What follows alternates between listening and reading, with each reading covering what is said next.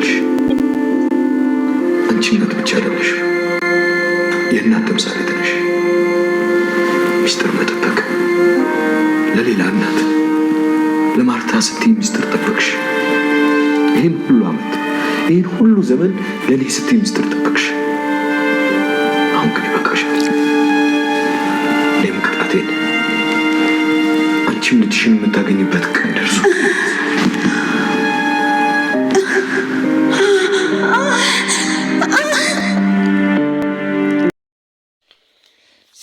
ሰላም እንደምናላችሁ የዳጣ ድራማ ተከታታዮች በያላችሁበት ሰላማችሁ ይብዛ እያልኩኝ ላይክ፣ ሼር፣ ሰብስክራይብ ማድረጋችሁን እንዳትረሱ። እንግዲህ በዳጣ ድራማ በዛሬው በክፍል 56 መተናል ማለት ነው።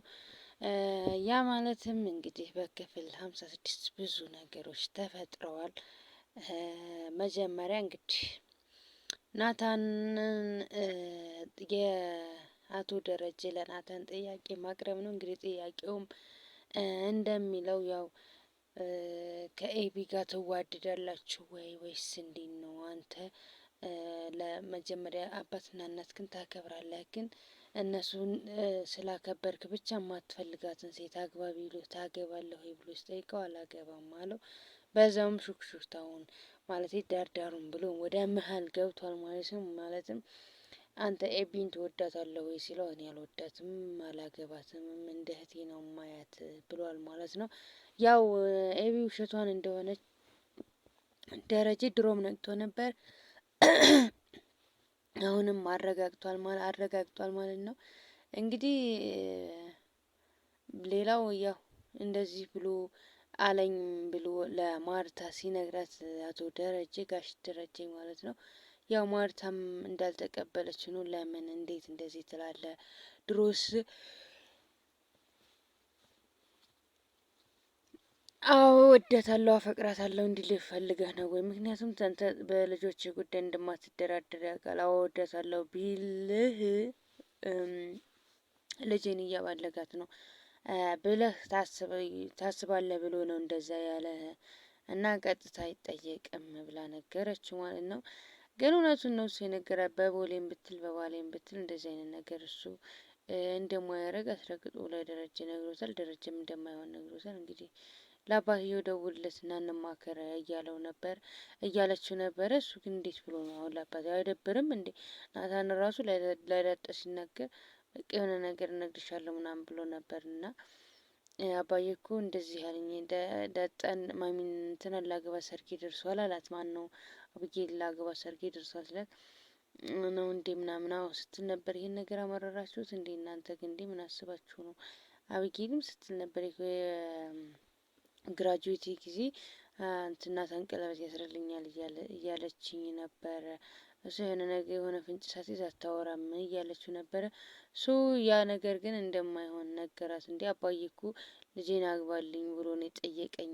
ንቀት ነው ደስ አይልም እንደዚህ ብሎ ነው የጠየቀኝ። ስለዚህ እኔ ደግሞ ማድረግ አልችልም፣ እንደዛ ማድረግ አልችልም፣ አላገባም የሱን ልጅ። ምክንያቱም ምን በጣው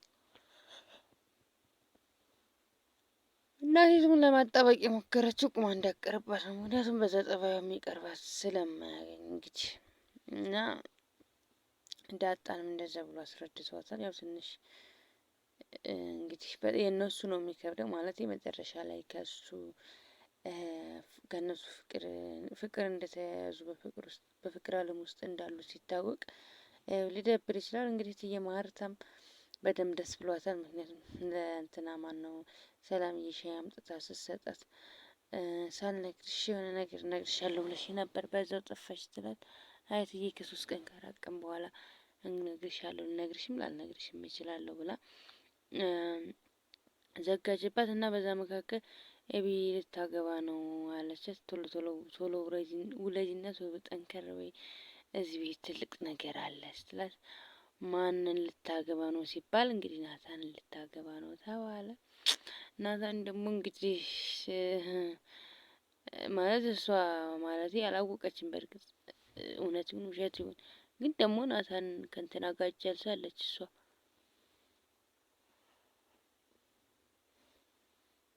እንደዚህ አይነት ነገር ይፈጠራል ብላ አልጠብቅም። ሌላው እንግዲህ እትዬ ማን ነው ማን ነበር ስሟ? ሰላም ናት። ሰላም ስለ ልጇ ነው እስከ ዛሬ ድረስ አላወቀችም። በጣም ስለ እናቷ አላወቀችም። አንድ ሳምንት እየተባለ ሄዷል ማለት ነው። እንግዲህ አቶ ደረጀ በስተመጨረሻው ውሳኔ ላይ ደርሷል ማለት ነው። ማለትም በጣም ተጨንቋል። እንግዲህ እሱ እንደምታዩት እውነቱን ማወቅ አለባት። ሰላም እየደወለች እየቀጨቀችው ነበር እና እውነቱን ማወቅ አለባት። እስከ መቼ ድረስ እንደዚህ ብላ ትኖራለች? እናትም ልጅም መገናኘት አለባቸው። እውነቱን ማወቅ አለባት። እናት በልጅ ፍቅር፣ ልጅ በእናት ፍቅር እንትን ማለት የለባቸውም ብሎ ከመጨረሻው ውሳኔ ደርሶ ነበረ። እንግዲህ ያን ውሳኔም አጽድቆታል። ግን ደግሞ ማለት እርግጠኛ አልሆነም። ምክንያቱም የቤተሰቡ ነገር ስለሚያሳስበው በጣም ተጨንቋል ማለት ነው አቶ ደረጀ። ማርታ በሰማ ሌላ በቃ ነገር ኢቭን ማርታ እንትናን አይታታለች ዛሬ ማርታ ሰላምን አይታታለች ስታለቅስ። ምን ሆና ነው ምናምን እንደዚህ እያለች ስታለቅስ ነበር። ምን አባቷን የምላርጋት ምናምን አለ አቶ ደረጀ። ስለዚህ እንዴት እንደዚህ ትላታለህ አንተ ራሱ ደህና አትመስለኝም ብለና አለች። ምክንያቱም ያው የእሱ ነገር እንደሚያስጨንቃት ታውቃለች። እንግዲህ በጣም ተጨንቃለች። እሱም ሊነግራት ወስኗል። ከዳጣ ጋር ወስዶ ዳጣን የሆነ ቦታ እንድትጨነቀ ነገራል። ለጭንቀቱ መፍትሄ ፈታ በል በቃኛ እያለን ምናምን አለችው እና ያው ያለው አማራጭ ለልጅቱም ለእናቲቱም መናገር ነው። እንግዲህ በስተመጨረሻ ለእናቲቱ ሊነግራት ወደ ኪችን ገብቷል ማለት ነው። እንግዲህ በዛ ታይም ላይ በጣም ክፉ ነገሮችን እያሰበች ነበርና እንደዚህ አታስቢ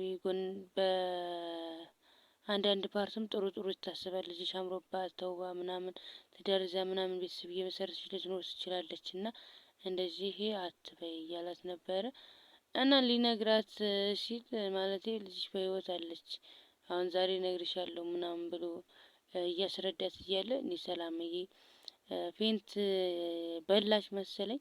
በቀጣይ ፓርት ምን እንደሚምጧ ይመጣ ይሆን ምን አናቅም። ምን እንደሚፈጠር አናቅም። በያላችሁ በሰላማችሁ ይዛ ላይክ፣ ሼር፣ ሰብስክራይብ ማድረጋችሁን አትርሱ ላለውኝ ባይ